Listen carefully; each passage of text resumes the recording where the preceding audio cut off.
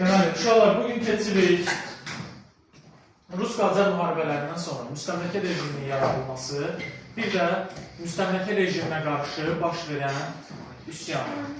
Dedik ki, Türkmənistan müqaviləsindən sonra Azərbaycan iki hissəyə bölündü. Şimalı Araz sərhəd olmaqla Şimalı Rusiyaya, cənubu isə İran Qacarlar dövlətinin tərkibində qaldı. Rusiya tutduğu Şimali Azərbaycan ərazilərində müstəmləkə rejimi, komendant idarə üsulu yaratdı. Biz xanlıqların ləğv olunmasına baxsaq, 1804-cü ildə Gəncə xanlığı ləğv edilmişdir. 1806-cı ildə Dərbənd, ardıcıllıqla Bakı, Quba xanlıqları işğal edildi. 1806-1812-ci ildə Qubada nə olmuşdu? Qubada nə olmuşdu? Hansı idarə üsulu? Qubada, müstəmləkə. Əyalət Şurası. 10-cu ildə Əyalət Şurası ləğv olunub, komendant idarə üsulu yaradılır. 19-cu ildə sonuncu Şəki xanı İsmail xan zəhərlənərək öldürülür, xanlıq ləğv olunur.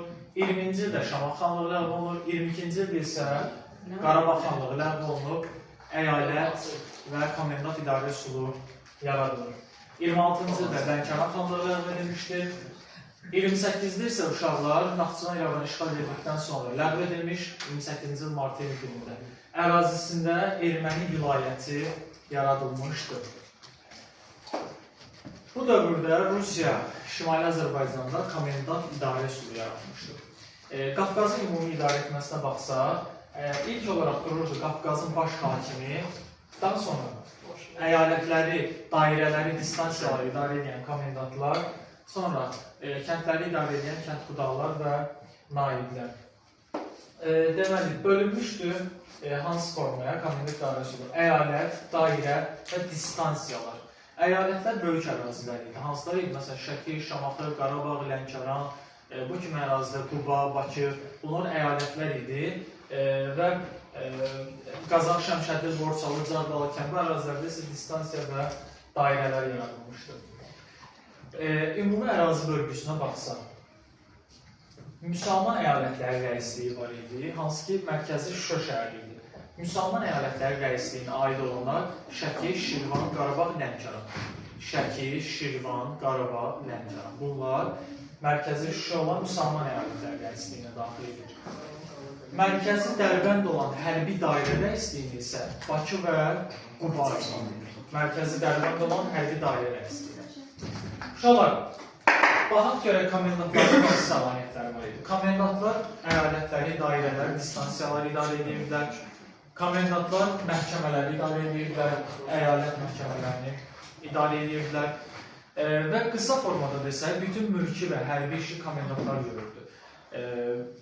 İronik formada belə deyirik ki, komendantların ölüm hökmündən başqa bütün səlahiyyətləri var idi. Ancaq yenə də istədikləri formada, istədikləri adamları öldürməkdən çəkinmirdilər komendantlar. Qafqazın baş hakimini isə çar özü təyin edirdi, amma komendantları da Qafqazın baş hakimini təyin edirdi. Bəs bu kəndxudanla naiblər nə edirdi? Bunlar yerli, sədaqətli bəylərdən təyin olunurdu, kəndləri idarə edirdi. Komendantlar həm də vergi yığılmasına da baxırdı. Yəni, bütün ağlınıza gələcək hər işə komendantlar baxırdı. Müstəmləkə rejimi dövründə məhkəmələr, şəriət məhkəmələri var idi ki, ancaq kiçik məsələlərə, kəbindir, talaqdır, yəni talaq bilirsiniz də nəsə, yəni kəbin, evlənmə, nikah, boşanma və s. məsələlərə baxırdı. Əyalət məhkəmələrində komendantlar idarə edirdi və bir də səhra məhkəmələri var idi. Yox, hərbiçilər üçün ağır cinayət məhkəmələrinə hərbi səhra məhkəmələri baxmalıydı. Yəni, söhbət gedir burada ağır cinayətlərdən. Bunlara hərbi səhranın məhkəməsi baxmalıydı. Ancaq komendant idarə rejimi dövründə adicə kiçik cinayətlərə belə hərbi səhra məhkəməsi baxırdı. Tutaq ki, o dövrdə yaşayırsınız, bir qonşunun acından ölürsünüz, qonşunun həyətindən bir alma oğurlamışsınız, məsələn, meyvə var. Bu şey oğurluq deyil. Bu mülki cinayətdir də, heç nədir də, yəni, elə bir ciddi bir şey deyil. Amma əgər keyfləri istəyərdirsə, verərsən hərbi səhra məhkəməsinə, səhra məhkəməsindən də yalnız bir qərar çıxırdı. Nə qərarı? Ölüm hökmü çıxırdı. Mən bir yana Almanın kitabasına adam öldürdüm. Ədalətsiz idi. Ondan sonra baxdı o eləsiniz 7 zəhərləri verir. Ya Uşaqlar, bu dövrdə müstəmləkə rejiminin digər bir təzahürü iltizam sistemi idi. İltizam sistemi idi. Qoy qırağa telefonu. İltizam sistemi nədir? İltizam icarə sistemidir. Vergilərin yığılması və digər vergi toplanması, məsələn, bir ərazilər iltizama, yəni icarəyə verilirdi. Bu da əhalinin təbii ki, etirazını səbəb olur. Düşünün ki, bir əyalətin vergi yığılmasını verirdilər, hər hansı bir şəxs icarəyə götürürdü. Oradan istədiyi qədər vergi yığırdı, yetəndə dövlətə də müəyyən qədər vergi yığırdı. Amma təbii ki, özünə daha çox vergi yığırdı əhaldə. Ona görə iltizam sistemi çox ədalətsiz bir sistem idi. Müstəmləkə rejiminin digər bir xüsusiyyəti köçürülmə siyasətidir. Ermənilər demişdik ki, Türkmənçay və Ədirnə müqavilələrindən sonra köçürülmüş.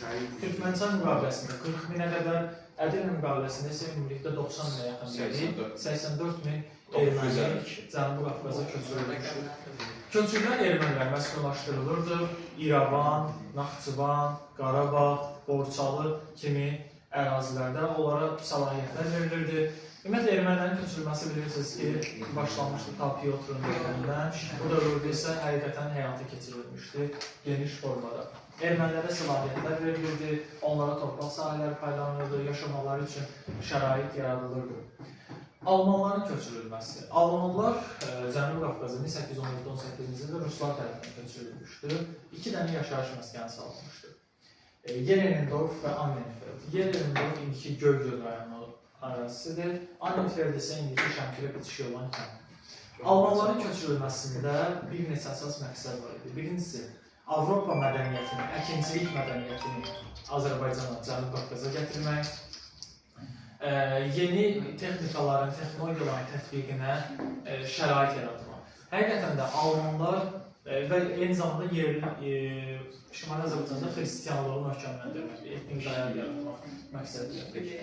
Almanlar həqiqətən də başladılar kilometri mərtəbəli evlər tikməyə, 4 təkərli arabalar düzəltməyə, yeni əkinçilik vərdişlər formalaşdırmağa və s. Almanlar Azərbaycan mədəniyyətinə böyük təsir göstərməyi bacardılar. Rusların köçürülməsi isə 1830-cu il 20 oktyabr təriqətçi bidətçilərin köçürülməsi haqqında qanunla gətirilmişdi. Təriqətçi bidətçilər kimdir ümumiyyətlə? Rusiyada təriqətçi bidətçilər, kilsəyə qarşı çıxanları Ruslar gətirirlər bura, Cənubi Qafqaza ki, əsas məqsəd yenə nə idi? Azərbaycanlıları xristiyanlaşdırmaq istəyirdilər, həm də təhlükəli qismi Rusiyadan uzaqlaşdırırdılar da, orada kilsəyə, dövlətə qarşı çıxanları oradan uzaqlaşdırırdılar. Təriqətçi bidətçilər də belə. Rusların isə köçürüldüyü ərazilər Şirvan idi, Qarabağ idi və Lənkəran əraziləri olmuşdur. Müstəmləkə dövründə iqtisadi siyasətə baxsaq, iqtisadi siyasətdə kəndlilər dövlət sahibkar kəndləri idi, yenə də ilk dəfə olaraq əsas vacib məqamlar deyilən ilk kapitalist müəssisəsi 1827-ci ildən ilk manufaktura olan Nuxada açılmışdır, Xanabad manufakturası. Daha sonra 1836-cı ildə Cənubi Qafqazda təcrübə və ipəkçiliyi yayan cəmiyyət təşkil edilmişdir. Kənd təsərrüfatı Azərbaycanda yenə ipəkçiliyi əsas ipəkçiliyi idi, pambıqçılıq idi və digər sahələr inkişaf edirdi. Bundan başqa, Azərbaycanda ticarətin inkişafına əngəl olan bir rəhdar vergisi var idi. Rəhdar vergisi də demişdik, daxili gömrük vergisi. Xanlıqlar dövründən qalma idi. Xanlıqlardan birindən digərinə keçərkən o gömrük vergisi verilirdi. 36-cı ildə, 1836-cı il uşaqlar çox önəmlidir. Bura yazan 1836 və bu tarixdə çox hadisə olur. Birincisi, rəhdar vergisinin ləğvi, yəni daxili gömrük vergisinin. İkincisi, Alban katolikosluğunun ləğvi. Alban katolikosluğu nədir? Qədim Alban kilsəsi